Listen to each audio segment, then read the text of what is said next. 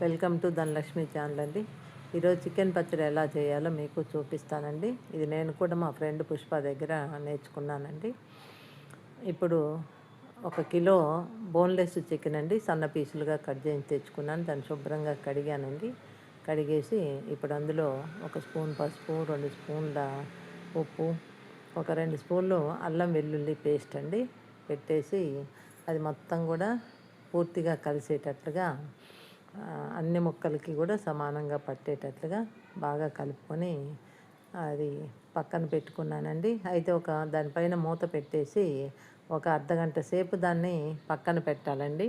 దానివల్ల ఏంటంటే కలిపినటువంటి ఉప్పు, పసుపు అండ్ అల్లం వెల్లుల్లి పేస్ట్ ఫ్లేవర్స్ కూడా ఆ ముక్కలకి పడతాయండి.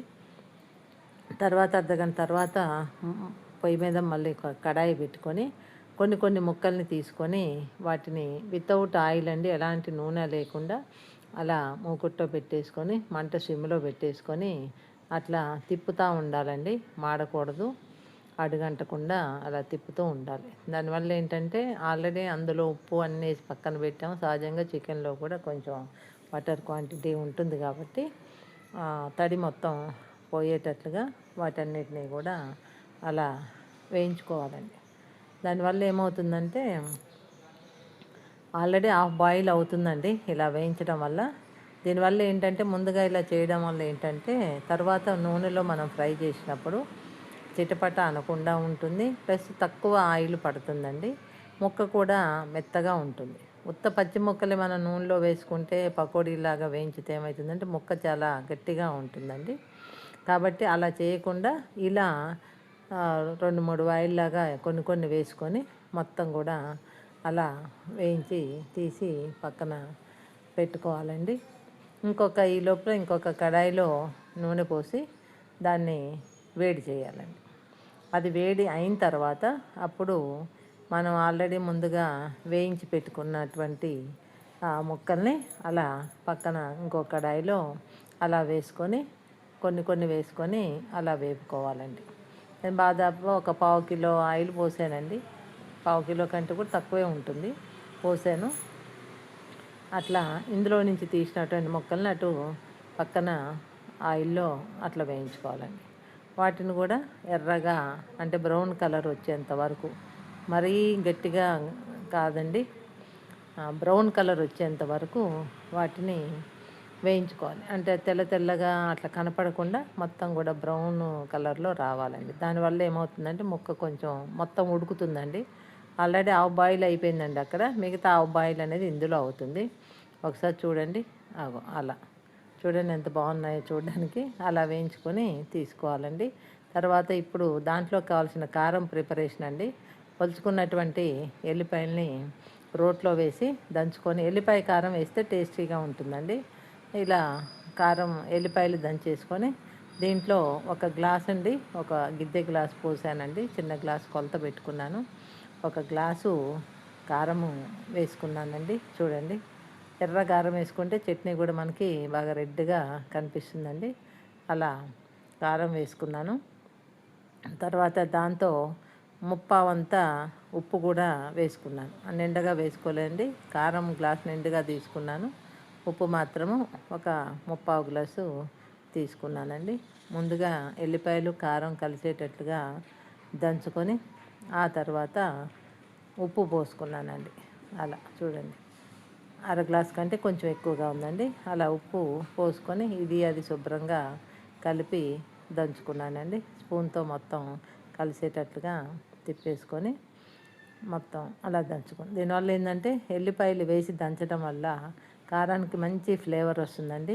ఆ ఎల్లిపాయ కారం ఏ కూరల్లో కూడా అలా ఫ్రై కూరల్లో ఎల్లిపాయ కారం దంచేసుకుంటే సూపర్ టేస్టీగా ఉంటుందండి.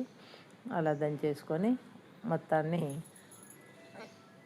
ఆ ముక్కలన్నీ అలా వేయించుకున్న తర్వాత ఈ కారాన్ని తీసుకొని దీంట్లో కలుపుకోవాలండి. అయితే ఆల్రెడీ మనం ముక్కలు వేయించిన తర్వాత మిగిలింది చూడండి, దాంట్లో తాలింపు చేసుకోవాలండి. అదే నూనెలో మళ్ళీ తాలింపు వేసుకోవాలి. దాంట్లో వేసేదేం లేదండి, మామూలుగా కొంచెం జీలకర్ర మాత్రమే వేసామండి. దీంతోపాటు కొంచెం జీలకర్ర కాలిన తర్వాత అల్లం వెల్లుల్లి పేస్టు, తర్వాత ఇప్పుడు ఆల్రెడీ కొంచెం పసుపు ముందు ముక్కల్లో కలిపి పెట్టామండి. ప్లస్ ఇప్పుడు కూడా ఇంకా కొంచెం పసుపు యాడ్ చేసుకున్నాం. ఇప్పుడు ఆల్రెడీ దంచిన కారం అండి. ఆ కారము సిమ్లో పెట్టుకోవాలండి స్టవ్, ఎందుకంటే కారం ఎక్కువసేపు ఉడికితే నల్లబడిపోతుందండి. కాబట్టి సిమ్లో పెట్టేసుకొని ఆ దంచినటువంటి కారం మొత్తం కూడా ఆ తాలింపులో వేసేసుకొని కొంచెం కలుపుకోవాలి. ఆ కారాన్ని కొంచెం పచ్చివాసన పొయ్యేంత వరకు కారాన్ని కొంచెం వేగనివ్వాలండి. అలా వేగిన తర్వాత దాంట్లోకి వచ్చేసి కొంచెం అల్లం వెల్లిపాయ పేస్టు, కారం కొంచెం వేగిన తర్వాత కొంచెం అల్లం వెల్లిపాయ పేస్టు వేసుకోండి. అప్పుడు ఈ ముక్కలన్నీ కూడా కలిపేసుకోండి. అది కూడా వేగినాక కొంచెం ముక్కలన్నీ కూడా వేసేసుకోండి. చూడండి ఎంత కలర్ఫుల్గా కనిపిస్తుందో, చూస్తే నోరూరుతుందండి. అలా మొత్తాన్ని కలుపుకున్న తర్వాత దాన్ని కొద్దిసేపు, ఎందుకంటే ఆ కారం అనేది దానికి పట్టాలండి, ముక్కలకు పట్టాలి కాబట్టి కొద్దిసేపు అట్లా సిమ్లో పెట్టి ఉంచుకోవాలండి. దీంతో 3 స్పూన్లు గరం మసాలా కూడా వేసుకున్నామండి, ఇంకా ఫ్లేవర్ బాగుంటుంది. అది గరం మసాలాని ఇంట్లోనే ప్రిపేర్ చేసినటువంటి గరం మసాలా. అలా కొంచెం ఆ మసాలా ఫ్లేవరు, కారం ఫ్లేవరు ఆ మొక్కలకు పట్టేటట్లు ఒక్క 10 నిమిషాల వరకు సిమ్లో పెట్టేసుకొని కలుపుకోవాలండి. ఈ కిలో చికెన్లోకి ఒక 3 నిమ్మకాయలండి తీసుకొని 3 నిమ్మకాయలని పిండి పక్కన పెట్టేసుకోండి. దాన్ని ఏంటంటే అండి, ఈ చట్నీ మొత్తం కూడా చల్లగా అయిన తర్వాత కలుపుకోవాలండి. వేడి మీద పోయకూడదండి. చల్లగా అయిపోయిన తర్వాత అప్పుడు కలుపుకోవాలండి. వేడి మీద పోస్తే చట్నీ చేదెక్కే అవకాశం ఉందండి. కాబట్టి చల్లగా చల్లారిన తర్వాత అప్పుడు ఆ నిమ్మకాయల రసం అనేది కలుపుకోవాలండి. ఇప్పుడు అంతా ప్రిపేర్ అయిన తర్వాత కొంచెం ఉప్పు చూసుకొని, ఊరితే చాలా బాగుంటుందండి. అప్పటికప్పుడు కంటే చూసుకొని కొద్దిగా ఉప్పు అటు ఇటు పట్టేటట్టుంటే మీరు కలుపుకోవచ్చండి. చూడండి, ట్రై చేయండి. Thank you very much.